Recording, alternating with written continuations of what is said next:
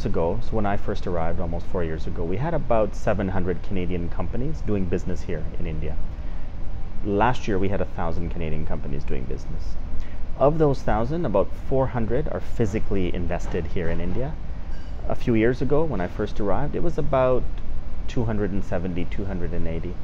And so you can see that the trend around Canadian companies active here or Indian companies active in Canada is growing each year at a pretty good pace. This past year, it's estimated around 25 billion, which is very significant. And most of that is Canadian investment into India. And that is, there's room for growth. The potential is there. And the trajectory is well on its way to 10 billion.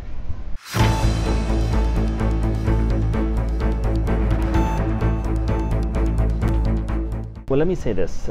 First of all, when our prime ministers met in February of this year, both prime ministers reaffirmed a keen interest in advancing and concluding both the CEPA and the FIPAs. So there's ongoing interest in doing so.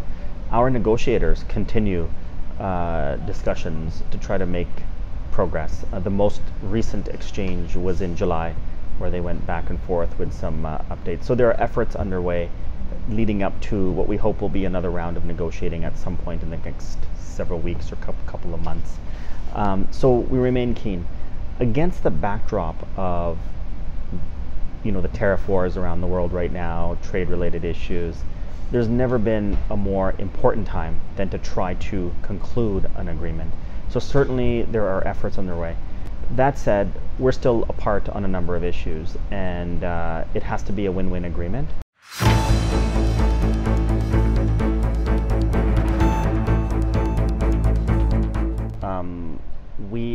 The government of Canada offers some funding, some grants for Canadian SMEs that are interested in new markets in different space. For example, technology, telephony, telecommunications. So we will bring delegations, we give them funding, we'll pay for their travel, we'll bring them here. Okay. Or we will, I mentioned we will bring Indian companies to Canada using our chambers of commerce, and we'll bring delegations, bringing SMEs from India to Canada and say, look, here's some potential partners. A lot of B2B matching in terms of different industrial space. We'll have a large Canada-India Business Council will have an annual summit in Mumbai at the end of November, and a lot of that's focused on SMEs as well.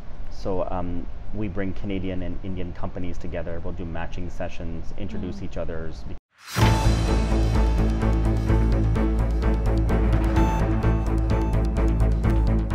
So I think it's three things. First of all, we have a very good relationship between our governments, and there have been, just in the last few months, Indian ministers visiting Canada.